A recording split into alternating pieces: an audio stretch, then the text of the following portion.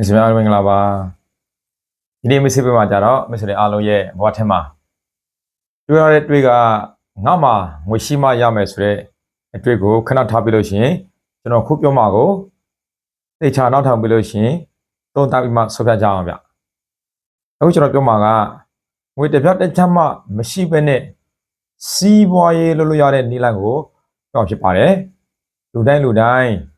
ဒီကလေးတော့ကိုကစီးပွားရေးသမားဖြစ်ချင်တယ်ဆိုရင်ခုကျွန်တော်ပြောတဲ့စီးပွားရေးလုပ်ငန်းပုံစံကငွေတစ်ပြားတစ်ချက်မှရင်းစရာမလိုဘာရင်းရမလဲမိမိရဲ့ခွန်အားနဲ့မိမိရဲ့အခြေကိုရင်းပြီးလို့ရှိရင်ကျွန်တော်ခုပြနေတဲ့ကိုပစ္စည်းတွေအားလုံးနဲ့စီးပွားလုပ်လို့ရအောင်ကျွန်တော်ကနေပြီးတော့အားလုံးကိုမိတ်ဆက်ပေးလာညော်ပေးအောင်မြင်အောင်ထိပပို့တော့ဖြစ်တဲ့အတွက်လူတိုင်းအတွက်အကျိုးရှိမဲ့နည်းလမ်းကောက်တစ်ခုဖြစ်ပါတယ်ကျွန်တော်ကိုယ်တိုင်လည်းပဲဒီစီးပွားလောကထက်မှာကျွန်တော်ငွေရှိလို့ဒီစီးပွားရေးကိုအောင်မြင်အောင်လုပ်ခဲ့တာမဟုတ်ဘူးငွေမရှိဘဲနဲ့အောင်မြင်အောင်လုပ်ခဲ့တာဖြစ်တယ်ဒီနည်းလမ်းကိုကျွန်တော်ကပြောဖြစ်ပါတယ်ဒါကြောင့်မို့မိတ်ဆွေတွေအားလုံးအသေးချာနားထောင်ပြီးလို့ရှင်ကိုယ့်ရဲ့ဘဝထက်မှာတကယ်သုံးဝင်နေဆိုရင်မိတ်ဆွေတွေအားလုံးရဲ့ဘဝကိုရောပြင်ဆင်ရင်းနဲ့မိတ်ဆွေတွေပါဝါကျင်မှာရှိတဲ့အခွင့်အလမ်းရှာတဲ့သူတွေအားလုံးကိုမှအခွင့်အလမ်းပေးဖို့အတွက်ဒါကတက်တော်ပြီးတော့ဆိုချင်ပါတယ်နော်ကျွန်တော်ခုပြောမှာကြတော့အခုသွားလိုက်စေပရုချီဆိုတာလူတဲ့သုံးတဲ့ပစ္စည်းတွေအားလုံးတကယ်လို့ဒီလိုပစ္စည်းတွေကိုခုပေါင်း10 100 1000 1000ကိုကဝယ်ပြီးတော့ရင်းမယ်ဆိုရင်တော့ပတ်စံအများကြီးလိုတယ်ဗျဒါပေမဲ့အခုကြည့်တဲ့သူတွေအားလုံးကဒီဗီဒီယိုဖိုင်ကိုကြည့်တဲ့သူတွေအားလုံးဒီပစ္စည်းတွေအားလုံးကကျွန်တော်လက်ထက်မှာရှိတယ်ကျွန်တော်ရဲ့စီးပွားရေးဇာတ်ထက်မှာရှိတယ်ဒါကို M စီးပွားရေးဇာတ်လို့ခေါ်တယ်ဟိုပစ္စည်းတွေများစွာနဲ့တူတနင်္ဂနွေလုံးတကဘာလုံးကိုဖြတ်ချလို့ရအောင်စက်ရုံနဲ့တူကုမ္ပဏီအင်ဂျင်တွေအားလုံးကနေပြီးတော့ပစ္စည်းတွေကိုထုတ်လုပ်ဖြတ်ချနေတာဖြစ်ပါတယ်နော်ဆိုတော့ကျွန်တော်လည်းပဲဒီမှာကိုယ်စားလှယ်ဖြစ်တဲ့အတွက်ဒီပစ္စည်းတွေအားလုံးငွေတစ်ပြတ်တစ်ချမှရင်းစရာမလိုဘဲနဲ့ဝယ်ကြည့်တဲ့သူကစီးပွားလုပ်မယ်ဆိုရင်ကျွန်တော်ကိုတိုက်ရိုက်ဆက်သွယ်ရပါတယ်အဲဆိုရင်တော့ဒီပစ္စည်းတွေအားလုံးပိုက်ရှင်ကမိတ်ဆွေတို့သာဖြစ်တယ်နော်အဲ့တော့မိတ်ဆွေတွေအားလုံးအတွက်ပထမဆုံးပစ္စည်းပါနော်ဒါပစ္စည်းမိတ်ဆွေမှာဖြစ်တဲ့အတွက်ပစ္စည်းကတော့အများကြီးဖြစ်တဲ့အတွက်ကျွန်တော်ကတော့ပစ္စည်းပဲမိတ်ဆက်တော့မှာပစ္စည်းအားလေးတွေကိုပြောမှာတော့မဟုတ်ဘူးเนาะနောက်တစ်ခုထားပြီးတော့မိတ်ကလေးများသုံးတဲ့ပစ္စည်းတွေဖြစ်တဲ့ကျွန်တော်တို့ဂေါတွေเนาะကွန်တိတွေပေါ့မိတ်ကလေးကွန်တိနေ့စဉ်သုံးတဲ့ကွန်တိဖြစ်ပါတယ်เนาะအားကြတော့လောက်စဉ်တပတာလာလို့ရှိရင်သုံးတဲ့ကွန်တိဖြစ်ပါတယ်အားကြတော့ကျွန်တော်တို့ကိုသားဆေးဖြစ်ပါเนาะကျွန်တော်အေတာထင်မှာဖြစ်ချွတ်ခါတဲ့ဖြစ်ထားပြီးတော့သုံးလို့ရတဲ့ဒါကျွန်တော်တို့အဖြူဆင်းတဲ့သူတွေအားလုံးတွေအရန်ကောင်းတဲ့ပစ္စည်းဖြစ်ပါတယ်ဒီပစ္စည်းတွေအားလုံးကိုလည်းငွေကြောင့်ဒီဘက်အခြားမှရင်းစရာမလိုဘဲနဲ့ရှယ်ဝင်လိုက်တာနဲ့ဒီပစ္စည်းရဲ့အိုက်ရှာကိုပါပဲပစ္စည်းခု10ခု100ခု1000ခု1000ခုပေါင်းသိတမ်းမကထုတ်လုပ်ပေးနေတဲ့ကျွန်တော်စက်ရုံရှိပါတယ်เนาะဒီပစ္စည်းတွေအားလုံးကိုထုတ်လုပ်ပေးတဲ့စက်ရုံတွေအားလုံးရှိပါတယ်ဗျအခုထားပြမှာကြတော့ကလေးသုံးပစ္စည်းတွေဖြစ်တဲ့ဒါတော့ခေါင်းလျှော်ရည်ကလေးခေါင်းလျှော်ရည်ကျွန်တော်လက်ထက်မှာခုလက်ရှိကျွန်တော်တစ်ခုစီပဲယူထားတာအများကြီးရှိတယ်ကျွန်တော်မှာကျွန်တော်ရဲ့ကုမ္ပဏီမှာလည်းအများကြီးရှိတယ်နော်ပစ္စည်းတွေကအများကြီးပဲဆိုတော့မိတ်ဆွေတွေအားလုံးတွေလုံးဝစစ်ပွေစရာမလိုဘူးပိုက်ဆံရင်းဆက်အပြားမလိုဘူးဘာလို့အားလဲဆိုတော့မိမိရဲ့စိတ်နဲ့မိမိရဲ့ခွန်အားနဲ့မိမိရဲ့ခြေကိုသာရင်းပြီးတော့လုပ်မယ်ဆိုရင်ကျွန်တော်အားလုံးအဖို့သွင်းမှာဖြစ်ပါနော်ကိုကျတော့ဒီမှာကျတော့ရေချိုးတဲ့ဆက်တာကြီးကလေးကျွေးဖြစ်ပါတယ်ဒီမှာကျတော့ကလေးပေါင်တာဖြစ်ပါတယ်ဗျဆိုတော့ဒီကလေးတွေအားလုံးတွေအရန်သုံးလို့ကောင်းတဲ့ကိုပစ္စည်းတွေဖြစ်တယ်ကျွန်တော်ကလေးလည်းဒီပစ္စည်းတွေကိုသုံးနေတာဖြစ်တယ်ဗျဟုတ်ကဲ့နော်ပစ္စည်းအားလေးတင်ကိုသိချင်တယ်ဆိုရင်နောက်မှကျွန်တော်ပစ္စည်းအားလေးတင်ကိုထားပြီးတော့ကြွညောင်းပြဖြစ်ပါတယ်နောက်ထားပြီးတော့ coffee 3 မျိုးပစ္စည်းပြဖြစ်ပါနော်ဒါတော့ witcher coffee အခုတထိုးစီကျွန်တော်လက်ထဲမှာခုလက်ရှိထုတ်ပေါင်း100နီးပါးရှိတယ် collagen coffee collagen နဲ့ ginseng နဲ့နော်ပေါ်စားထားတဲ့ coffee မျိုးစားအောက်တဲ့သူတွေအားလုံးကိုအလှလက်တိုးစေနဲ့ကြားမယ်လည်းကောင်းစေတယ်ဝိတ်ချခြင်းတွေအားလုံးဝိတ်ချဖို့အတွက်ဒီ coffee ဒီပစ္စည်းညာကြီးရှိတယ်နော်ပတ်စံတပြားရစ်စရာမလိုဘူးဒီ online ကိုဒီ video file ကိုဝင်ကြည့်ပြီးတော့စီးပွားလုပ်ချင်တဲ့ချက်ချင်းဆက်သွယ်လို့ရအောင်ကျွန်တော်ကလုပ်မှာဖြစ်ပါတယ်ဒီ page ရှာမစ်စနေတာဖြစ်တယ်ဗျနောက်ထားပြီးတော့ coffee ကကြတော့ ginseng coffee and tea စီများကြီးရှိတယ်စီများကြီးရှိတဲ့အတွက်ခဏပြောလိုက်တဲ့ ငွေရှိမှရတယ်ဆိုတဲ့စီးပွားရေးလုပ်ငန်းပုံစံမဟုတ်ဘူးငွေမရှိဘဲနဲ့စီးပွားလုပ်လို့ရအောင်ကျွန်တော်ကိုယ်တိုင်အဖို့ပြင်တာဖြစ်တယ်အားလုံးလည်းပဲစီးပွားလုပ်လို့ရအောင်ကျွန်တော်ဝက်ထိုက်အားလုံးအတွက်ကိုညာပြမျိုးတွေအားလုံးအတွက်ကိုစီးပွားလုပ်နိုင်ဖို့အတွက်ကိုပစ္စည်းတွေအများကြီးကိုလောက်ချဖြတ်ချီပေးနေတာဖြစ်ပါနော်ကျွန်တော်ကလူတိုင်းအတွက်စီးပွားလုပ်ခြင်းသူတွေအားလုံးအဆင်ပြေသွားအောင်နောက်တစ်ခါကျတော့မရှိသေးလဲဆိုတော့ coffee အကြီးဒီကျွန်တော်ကုမ္ပဏီမှာထုတ်လုပ်တဲ့ coffee ကအကြီးဆိုတော့အသေးကပါလဲဆိုတော့ခဏပြလိုက်တဲ့အသေးပဲပစ္စည်းအသေးထုတ်ပေါင်းများစွာရှိတယ်ထုတ်ပေါင်းရာထောင်ပေါင်းနော်သိန်းတန်းနဲ့ချီပြီးတော့ရှိတယ်ဗျအားလုံးအတွက်အပြားမှရင်းစရာမလိုပဲနဲ့ဒီပစ္စည်းပိုက်ရှင်ကိုကိုယ်တိုင်ဖျောက်လုပ်လို့ရတယ် online ရော offline ရောတိုက်ရလို့ရအောင်ကျွန်တော်ကိုယ်တိုင်ကူညီပြီးတော့လက်ညှော်ပေးတာဖြစ်ပါနော်ကျွန်တော်မှကြတော့ဝက်ထက်လို့ခေါ်ပါတယ်မသိတဲ့သူတွေအားလုံးအတွက်ပစ္စည်းတွေအများကြီးပါနော်ထားပြီးတော့မရှိသေးလဲဆိုတော့ကောင်းလေးစီပြီးလို့ရှိရင်သားလေးစီပစ္စည်းတွေအများကြီးပဲ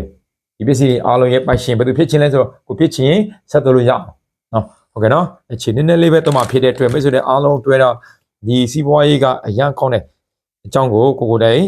သိရှိနားလည်တော့အောင်ထပ်မပြီးတော့သိချင်နေဆိုရင်အားလုံးဝင်ရောက်ပြီးတော့ကြည့်ရှုနိုင်ဖို့အတွက်ကျွန်တော်ကပစ္စည်းတွေအားလုံးနဲ့တူမိတ်ဆက်နေချင်တာဖြစ်ပါတယ်။ဒီမှာကျတော့ကျင်စင်းရေချိုးကြီးဗျ။ကျင်စင်းနဲ့ပြုတ်ထားရေချိုးဖြစ်ပါတယ်။ကျွန်တော်နေပေးမှာအခုလက်ရှိကျွန်တော်စတူခန်းထဲမှာထိုင်တာဖြစ်တယ်။စတူခန်းထဲမှာကျွန်တော်ပစ္စည်းတွေအများကြီးပုံလာဖြစ်တယ်။အခုထားပြီးတော့ညာယူစားပြကြီးအသက်ဂျင်းနဲ့လုပ်ထားတာ။နော်ဂျင်းနဲ့ရှာစံလက်ပတ်ရဲ့ဒါနဲ့ဖော်စားထားတဲ့ရေချိုးစားပြကြီးဖြစ်ပါတယ်။အဲကြတော့လက်ဖက်နော်လက်ဖက်ရဲ့ပြီးရှင်ရှာစံလက်ပတ်ရဲ့နော်ပြီးရှင်အားလေးစီရဲ့ဖော်စားထားတဲ့ပစ္စည်းဖြစ်ပါတယ်။ပုံတဲ့သူတွေအားလုံးရေပြားရုံးကိုကောက်ွယ်ပေးသားပဲ။ဟုတ်ကဲ့နော်ပစ္စည်းကဘူပေါင်းများစွာရှိတယ်ဗျ။နောက်ထားပြီးတော့နောက်တော့ကျွန်တော်တို့ပုတ်တဲ့သူတွေအားလုံးလန်ခဲလို့ခေါ်တာပေါ့ချက်စကားနဲ့ခေါ်လို့ရှိရင်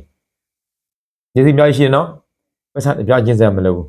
ဒါကြောင့်မို့ပတ်စံရင်းစရာမလိုဘဲနဲ့ဘယ်လိုလုပ်ရမလဲတဲ့သိချင်လို့ရှိရင်ကျွန်တော်ကို one by one လာပြီးတော့မဲလို့ရတယ်အဲကြောင့် protein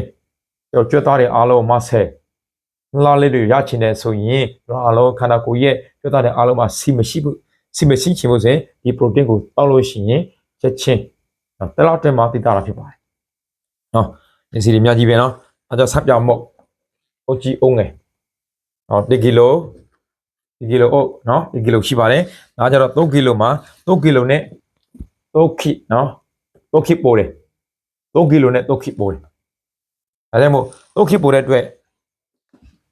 1ကီလိုဝယ်တာထက်တော့ပိုကောင်းသွားတာပေါ့နော်ဒါကြောင့်မို့ဒီစီတွေကတော့ပုံတဲ့သူတွေအားလုံးအတွက်ကိုဆင်သက်ဖြစ်အောင်အလုပ်ထားပြီးတော့ collagen စစ် collagen ISO3 လို့ခေါ်တဲ့ collagen ကိုကျွန်တော်ကိုယ်တိုင်အခုကျွန်တော်နေပြီးမှဗတဲ့အုပ်ရှိတယ်ဆိုတော့ငါအုပ်ရှိတယ်ခုလက်ရှိငါအုပ်ရှိတယ်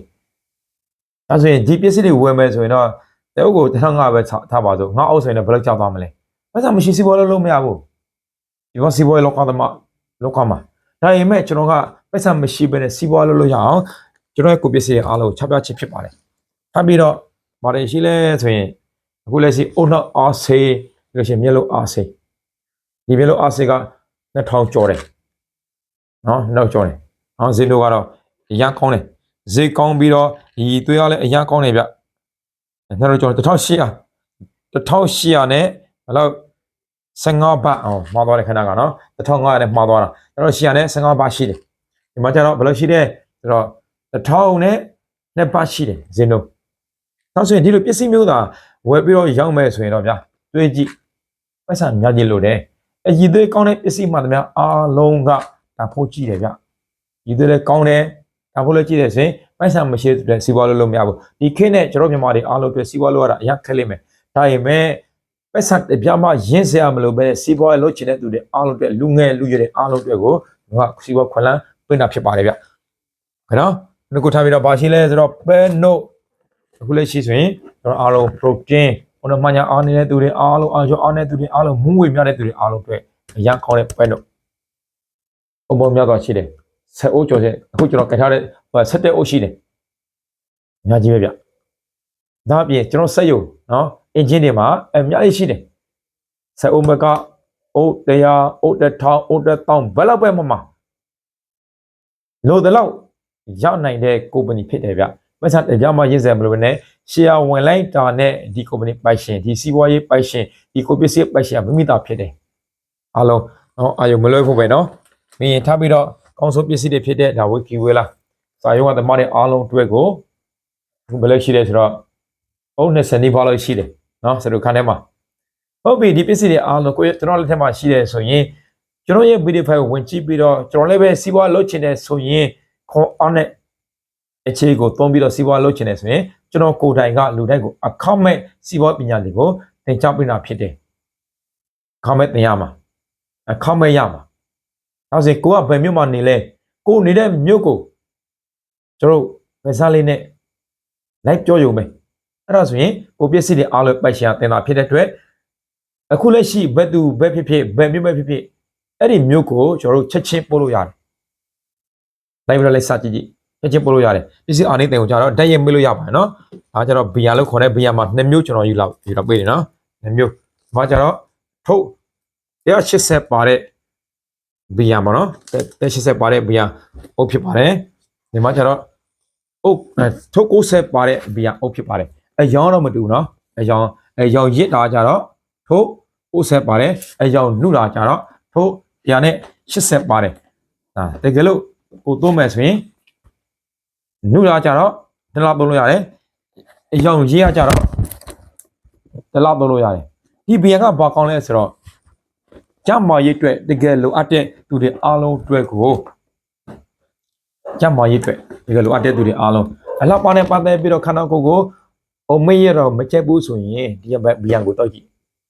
တကယ်စင်းမြင့်ဆုံးကောင်းဆုံးပြီးလို့ရှိရင်ယောဂနာတရားဖြစ်တဲ့ကင်ဆာဆက်တွေဖြစ်နိုင်တဲ့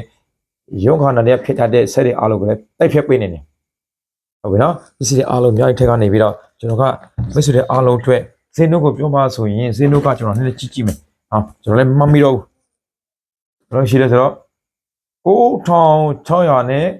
49ဘာရှိတယ်ဗျဇင်းတို့ကဒီမှာဇင်းတို့ဒါဆိုရင်တကယ်လို့သာကိုတိုင်ဝိုင်းဆန်နဲ့ရင်းပြီးတော့လုပ်မယ်ဆိုစီးပွားလုပ်မရဘူးဒါပေမဲ့ရှီယာဝင်လိုက်တာနဲ့ဒီပစ္စည်းပိုက်ရှင်ဟာပစ္စည်းတွေသာဖြစ်တယ်ဆိုတော့ဒီလိုပစ္စည်းတွေအားလုံးကိုပိုက်ဆိုင်ပြီးတော့စီးပွားရေးလုပ်လို့ရတယ်ဆိုရင်ဒီစီးပွားကဘယ်လိုစီးပွားရေးလဲဆိုတော့ကိုကစီးပွားရေးလုပ်ငန်းထက်ကိုမဝင်လိုက်ရုံပဲမဝင်လိုက်တာနဲ့ဒီစီးပွားရေးထက်မှာရှိတဲ့ကိုပစ္စည်းအားလုံးကိုပိုက်သွားမှာကိုပိုက်ပြီးလို့ရှိရင်ဒီပစ္စည်းတွေအားလုံးကိုကိုရဲ့မြို့တစ်မြို့လို့ကိုဖျက်လို့ရပါပြီကျွန်တော်တို့ကချက်ချင်းပို့ပေးမှာနေချင်းညချင်းပို့ပေးလို့ရတယ်ပို့မဲ့တောင်းတော့ကျွန်တော်မှအားလုံးရှိတယ်အားလုံးနေရာတိုင်းကိုပို့ပေးလို့ရအောင်လည်းပဲကျွန်တော်ကိုယ်တိုင်ကနေပြီးတော့ဒီကိုပစ္စည်းတွေအားလုံးကိုနေရာအရောက်မြို့တိုင်းမှာအနေကမှာဆိုရင်မြို့တိုင်းရှိတယ်မြန်မာနိုင်ငံမှာဆိုလည်းမြို့တိုင်းရှိတာပဲမြို့တိုင်းမှာပစ္စည်းတွေရှိတဲ့အတွက်စီးပွားရေးကိုသာကိုယ်တိုင်ကလုပ်ချင်တယ်ဆိုရင်ပိုက်ဆံရေးစရာမလိုကျွန်တော်အားလုံးတွေးထားတဲ့အားလုံးကိုဖယ်လိုက်ပါပိုက်ဆံရှိမှရတယ်ပညာတတ်မှရတယ်အတိုင်းဝဲကောင်းမှရတယ်စကားပြောတတ်မှမဟုတ်ဘူးဘာလို့ရမလဲဆိုတော့ကိုယ့်ရဲ့ခြေနဲ့ကိုယ့်ရဲ့ခွန်အားကိုသုံးပြီးလို့ရှိရင်စီးပွားရေးပညာခေါင်းမဲ့လာတယ်ပါသင်ပြီးလို့ရှိရင်ဒီစီးပွားရေးပညာသင်ပြီးတဲ့အရာနဲ့အတူစီးပွားပညာနဲ့အတူမိမိရဲ့မြို့ကိုကျမရေးအကြောင်းစီးပွားရေးအကြောင်းပြောပြလို့ရှိရင်လူတိုင်းကိုကျမရေးခွင့်လန်းစီးပွားရေးခွင့်လန်းပေးလို့ရှိရင်စီးပွားရေးအလှပေးလို့ရတဲ့စီးပွားလုပ်ငန်းကြီးကိုပဲဆိုတဲ့အားလုံးကိုအခုကျွန်တော်ကမိတ်ဆက်ပေးချင်ဖြစ်ပါနော်ပဲဆိုတဲ့အားလုံးကိုကျွန်တော်ကအရာချစ်ပါတယ်ပဲဆိုတဲ့အားလုံးရဲ့ဟောထဲမှာဝင်လာတဲ့အကြောင်းရရှိသွားမယ်ဆိုရင်ကျွန်တော်အရင်ပြောတယ်ဘာဖြစ်လို့ငွေရန်ရှာခက်တဲ့ခက်ဘယ်လိုရှင်ရှာခက်တဲ့လောက်300အရန်လိုတဲ့ခေတ်မှာဒီခေတ်ထဲမှာအောင်မြင်ဖို့အတွက်အရန်ခက်ပါတယ်အရန်ခက်တဲ့ထဲမှာမှကျွန်တော်ကကိုပစ္စည်းရောစီးပွားရေးနည်းစနစ်ရောစီးပွားပညာရောကိုအခမဲ့ပြမှာဖြစ်တဲ့အတွက်ငါသားလည်းရင်အောင်မြင်ခြင်းနဲ့ဆိုရင်ငါဟာဒီစီးပွားနဲ့တင့်တော်ဆုံးဆိုတဲ့လူတွေအားလုံးကိုဝန်ခံပါလို့ပြောကြရင်းနဲ့အားလုံးကိုသိတင်ပါတယ်မိတ်ဆွေတို့အားလုံးရဲ့ဘဝအောင်မြင်ချမ်းသာတာကိုကျွန်တော်မြင်ချင်ပါတယ်အောင်မြင်ချမ်းသာတဲ့ဘဝကိုဖန်တီးပေးဖို့အတွက်မိမိရဲ့ဘဝကိုခွင့်လန်းပေးကြဖို့တိုက်တွန်းလို့ဆိုရင်ကျေးဇူးတင်ပါတယ်ခင်ဗျအားလုံးပဲမင်္ဂလာပါအားလုံးမင်္ဂလာပါခင်ဗျ